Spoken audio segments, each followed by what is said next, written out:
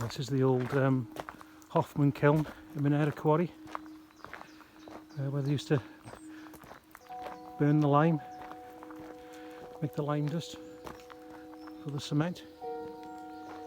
And my dad's, well, my tide's father, my great grandfather, Thomas Lewis, he worked here from late 1890s to the 1920s, and he was a lime burner, and his job was to make sure that these kilns were fired up early every morning for the process of burning the lime. And it was 1906.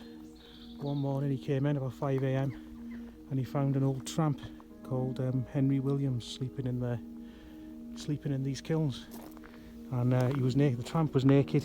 He had third-degree burns, whether he'd fallen into a fire, into the old ashes, or whether he'd been rolling about in the lime. But by all accounts, this Henry Williams character was a bit of a local nuisance, I understand, reading the inquests, a bit of a vagrant.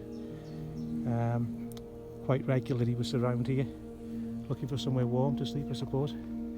Anyway, me Tide's father, Thomas Lewis, he took him, wrapped him up in an old blanket and took him to the cabin. And then as soon as he'd finished his work, his foreman told him to take him by horse and trap to the doctor in Coedpoeth.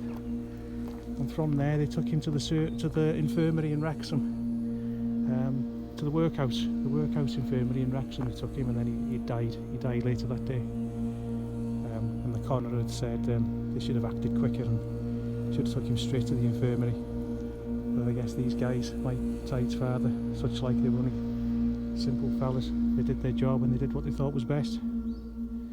And so that's a story about the kilns.